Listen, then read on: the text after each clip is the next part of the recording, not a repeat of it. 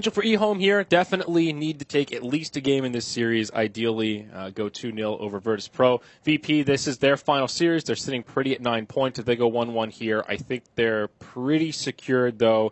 There could be a chance for some tiebreakers with a few teams tied at 10. And getting the upper four or the lower four is super important. It's a giant jump in prize pool because it guarantees you a further spot. It's equivalent to going to loser bracket and then winning your first match, basically. Yeah. So it's a huge deal. The only downside is you're very likely to play one of the best teams on the upper side of the bracket. They'll be like, oh, they barely got fourth. I want to kill that guy. And they'll take you out in the first round, most likely. There are occasionally upsets, but in most cases, you're going down the loser bracket after your first win by getting fourth. But you never know. Some of these teams have... they're best of twos, right? Like Vici Gaming, for example. They played 7 matches. They got 7 points. It's fairly respectable. Looks like they got a whole bunch of 1-1s, maybe got a 2-0 here and an 0-2 there. They could definitely win a best of 3 against some of these top teams. It just depends to the set. So this is still pretty up in the air. Yeah, absolutely. So for the sake of clarity here on eHome, YJ down at the bottom, that is ZYF. He also tags up as Yang. I believe it's all the same person, just going under different letters. The Y is the key character there. So just FYI if there's someone wondering, who's that YJ guy? Because in most of our documentation, he's known as ZYF, just as an FYI there. So thank you. That was informative. Yeah, interesting matchup of eHome versus VP. You don't get to see these two teams square off so often.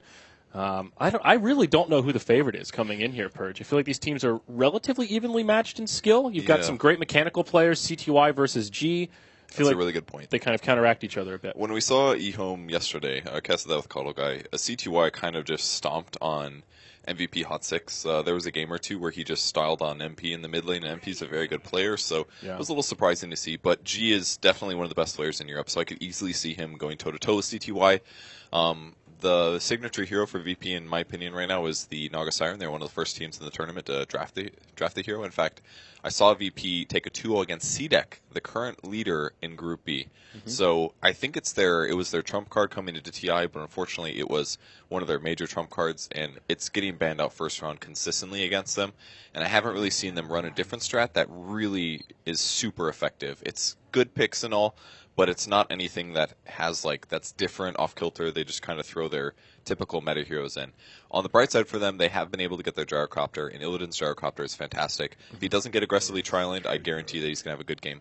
I'm not going to guarantee my life. Another scary hero on the side of Virtus Pro. We've seen so much Earthshaker this tournament. Not often banned out in that first phase and often picked up here. FNG has played some incredible Earthshaker leading up to this event and also just during this event. It's definitely one of his signatures.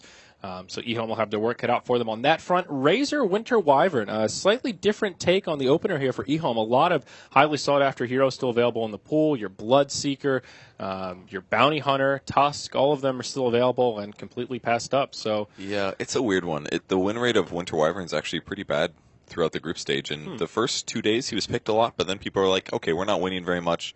He's good. Like Cold Embrace is a great skill, and sometimes it swings kills and it seems overpowered. And occasionally, the ultimate Winter's Curse seems like, oh wow, it's so strong. We got a kill that we shouldn't have been able to when we're behind. But when you're ahead, the hero feels good but not amazing compared to some other supports like, I don't know, Lion, let's say, for example. If you're ahead of the line, you just start solo killing carries, and that isn't possible, really, for Winter Wyvern. He's like the complete opposite of Disruptor, where when you're behind, Disruptor feels very lackluster, and when you're ahead, you're just constantly getting glimpsed, people run away, you get killed. Exactly. And Winter Wyvern's the opposite. I feel like the Winter Wyvern pick here is a bit weird for eHome, but maybe they just have success with the hero, who knows? And maybe it's especially good versus Earthshaker and Gyrocopter in some way, but I don't think it's particularly good against either of those heroes, so weird pickup here. They can maybe zone a certain hero with it, but I'm quite confused on that. Yeah, now some respect bands coming out here. Clockwork as well as Ancient Apparition. 2 heroes that we haven't seen a lot of this tournament, but absolute respect against eHome. Maybe Virtus Pro are looking at that stats Bible that's been passed around because, hey, that's DDC's most played, and that is ROTK's most played right there. So either way, some respect coming out, and 2 heroes that eHome won't be able to utilize. Silencer, Queen of Pain. Same the other way around. Virtus Pro love that Queen of Pain, and they're one of few teams that run the Silencer, usually on Illidan, though they'll also put it in the 4 on occasion. We actually even saw it on day 2. Not surprised to see those bans. We also saw eHome use a lot of Clockwork yesterday, So RTK played most games. He had one game where he kind of whiffed a lot of hooks, but still has a consistently good early game. And they also played AA, so very, very targeted bans there by VP. They did their homework. Not a big surprise to see the Rubik either, one of Lanham's most played heroes, and even DDC plays it. They're one of these Eastern teams that really prioritizes the Grand Magus, but here we go, the Shadow Shaman. Talk about an underloved support. It is VP. This is at least the third time they've played him, if not even more than that. And to my knowledge, they are the only team that's been playing Shadow Shaman. Yeah, they're the only team I've seen play it, and they play quite well. Get a fairly fast level 6. They can push with it. A little consistently ward traps with the hero. So I think it's just a hero they feel very comfortable with. That's the playstyle that Lil likes. Maybe isn't the best playstyle in the meta right now. As I watch Complexity play, I'm like, wouldn't you rather just have Alina and play really well and get core items? But you can't really do the same with Shadow Shaman. Yeah, you can grab an Ags and it more than doubles the effectiveness of his ult, but it doesn't give you quite the same solo kill potential, and especially versus a Winter Wyvern who can always Cold Embrace. Maybe it's not the best pick, but it's something they like. It's a hero they like playing. Go for it. I'm cool with them playing something that's slightly off meta, but they still find value in. Yeah, and one thing that he does bring to the table is that blink hacks initiation, similar to the Lion, although the difference is instead of having that burst damage to pick up kills, you can siege towers, and also Roche control. That's the other big one with Shadow Shaman. Putting those wards down in the pit allow you to kill Roche quickly and also make it harder for the opposition to hop in there and really take a fight and try to interrupt it. But, wow, lots of variety here, Purge. We'll see a fourth pick Phoenix now from eHome. This is the first Phoenix game I've got to cast, though I know it's been picked up at least a couple of times. Yeah, I think I've seen it one other game, and I was also surprised then that it was picked. It was very popular last patch, but I think since then people are just kind of getting over it. Not a big deal. Very good teamfight hero. The range on VP is a bit lacking. Earthshaker's melee gyro is a bit shorter on the range scale, and Shadow Shaman as well can't often just stand still like that. He has to worry more about his positioning. So, and of course the wards don't do anything to it. Lina picked up. I like this as a counter. It'll be Illidan for sure playing the Gyrocopter. I really doubt that G will take it. So probably a G Lina, and Lina versus Phoenix, very good because you get all that attack speed from Fiery Soul. Your range is super high, so that's going to hurt Phoenix a lot here. Yeah, a great pick for sure. It's still open-ended whether or not the Earthshaker will go to the offlane for Phobos or if that's more likely to be the FNG hero. I really hyped up the FNG Earthshaker, and I think that's the likely choice. Honestly, they haven't had FNG playing Earthshaker much at this tournament. I know he's done it in the past, but very likely they've been playing a lot of CM for him, which is why it's the 5th round ban there for eHome. He's played a lot of CM. He's played an occasional tree, but honestly, I've watched him play like 4 games of CM. Like he does not play Earthshaker very much, at least at this tournament. So eHome's definitely reading this as an offlane Earthshaker for Phobos. I think so. Phobos, whenever I see Earthshaker at this tournament, I think Earthshaker is going to Phobos for sure. But they definitely could change it up. Could be FNG. But if you have both an Earthshaker and a Shadow Shaman as a support duo, you're going to be really greedy on 2 heroes that need farm, and I think that's dangerous to do anyways. So I would rather them do Earthshaker offlane, I guess. I guess their carries still fine, because Lina, Gyro versus Razor or Storm, maybe not the best. Okay, well, CTY will probably take that Storm headed to the mid lane, so that opens up a safe lane, or position 1, rather, Razor. I guess not necessarily the safe lane, though. Probably not an aggro try this go-round. Razor, Winter Wyvern, Rubik is definitely not the most intimidating of try lanes. So what does VP do with this final pick? Crystal Maiden's been banned out. What do they grab for FNG, assuming the Shaker goes for Phobos? They need some stun duration, preferably against the Storm Spirit. Should they just go Lion here, get the best of both worlds? You've got both the ults, and then you've got both the hexes, Shadow Shaman, Lina, and Lion?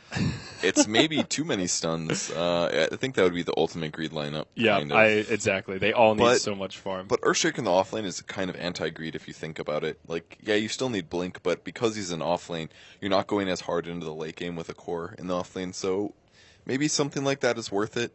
But they need something to help set up on Storm Spirit, I feel. Razor, Winter Wyvern, Rubik. Yeah. Razor's a bit hard to deal with in their team. I think they would have loved to have Crystal Maiden in this game. Like, all 4 of their heroes on their team just really need mana. They needed something sacrificial that still has some disables. It would have been a good pick for them, I think. So maybe they're a little unsure what to do. But, I mean, they can already kill Storm. They can do Fissure into Lina combos, because Lina will be a core. They've got Shadow Shaman into Lina combos. Even Gyro's fairly decent against Storm. Like, Shadow Shaman's not a terrible support versus Storm. It's not great, but it's pretty good. What else I'm has just FNG been I playing? don't think it's a tree game because there's lots of damage sources like Storm Spirit Remnant. Whoa. And, okay, so Lina support, I guess. Complete change of pace, and G is going to play the Gyrocopter unless they put it on DK Phobos instead, and he does a safe lane. G will take the Gyrocopter, and so I guess they just weren't happy with the Storm being there. They've lost a couple games against the Storm Spirit already this tournament, and they just know that trying to do Lina core versus Storm is just so dangerous because as soon as the Storm gets ahead, it's just so tough for the Lina to get kills. So FNG playing the Shadow Shaman, Lil on the Lina, and DK Phobos still taking the Earthshaker. Much different style from Virtus Pro, but I like this. Anti-Mage always good against the Storm, especially as he gets more mana. The mana voids just do that much more, and he's pretty good against Phoenix too, I think, because he can generally always blink and go to the egg if he really needs to commit to the kill. But I don't think VP wanted to do this personally. Every single game I've seen, they played Shadow Shaman on Lil, and I think they're put into a corner where they said, we need a better Storm Spirit counter, and we have to pick one. So because of that, they're alternating their typical heroes. I'm sure they can handle the other heroes, but maybe it's not exactly what they want, and they're going to have a very, very poor Shadow Shaman this game. So hopefully he can make that work. Okay, there we go. A little bug with my mini-map there. Okay, we're all set. Yeah, looks like an interesting draft on both sides. This is the final heat of this stream, guys. A big series for eHome in particular. Virtus Pro certainly would like a win here, but eHome are the ones that really need it. They need to go at least 1-1 in this series. A 2-0 would be fantastic from their perspective. Have fun, says Lil. Oh, I love the good man. He says that every time. Usually he puts more A's and more U's in that, so he's maybe tilted. You never know. You never know. You know, Phobos is one of the most interesting players in the international because he's one of the older players. I think he's 26 or 27. Yes. And he's actually a programmer for Na'Vi. He's been really involved in the Dota scene for a long time, but the last couple years he's been doing more back-end work with supporting the team, developing their website and all this kind of stuff. So he's been really around, but his string of competitive history in recent times is actually kind of light. So he sort of feels like a newcomer to some people, but he really isn't. He's one of those OGs that's been around forever. That's pretty cool, too, because he's been playing really well. Yeah, it's great to see an old-school player like that come back and, you know, have a chance at doing well in the international. Right now, they're happily seated in the top 4, and that means they'll be starting in the upper bracket of the main event. So VP did spot the Observer Ward place for eHome here. They got their ward down just a bit sooner, so they saw the ward go down there. They don't have any sentries to start off, so they won't be able to kill it, but at least they know where the vision is, and that's actually a lot of the battle for it. Look, I thought that was the players for some reason. That's a lot of the battle for the supports. That way they know that whether or not they need to use the smoke to gank mid. Like during daytime, they'll have to use the smoke because vision range is still so high, but during nighttime, they can skip the smoke and just go for the regular gank.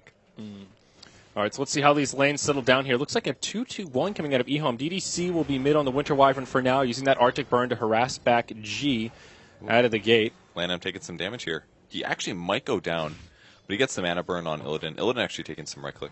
Yeah, wow, a lot of aggression early on here. So mid lane turning into a dual lane as well as Lil's already rotated up. In this off lane, Rubik as well as Phoenix. I thought that was the Shadow Shaman for a second there. I don't know why that Rubik skin threw me off. Interesting lane setups here from both sides. So it's a safe lane Razor versus the off lane Earthshaker. It's pretty consistent that people abuse VP in this way, where they do pick the Earthshaker. They anticipate it being off lane, especially when they see the hero pick, and they just put pretty much any typical 1v1 hero against it, and it becomes really tough for DK Phobos here. Like, he can still last hit well with Enchant Totem. That's pretty cool. It's like a free last hit every 5 seconds. But other than that, his ability to harass his opponent is not there. So usually he gets worked out in that way. CTY caught by an LSA in the mid lane. Rocket Barrage does some decent damage, though only level 1. Not enough for a kill on CTY. Will force him to eat that salve. He's already chewed through one of his shared tangos. Not that close to the bottle, so this is turning into kind of a rocky lane experience for him as Lil is still just lingering around here and constantly harassing him. Yeah, just completely zoned out of experience range, so less creeps for him. Sitting at, not even 3 yet. Lanham also shifting. They also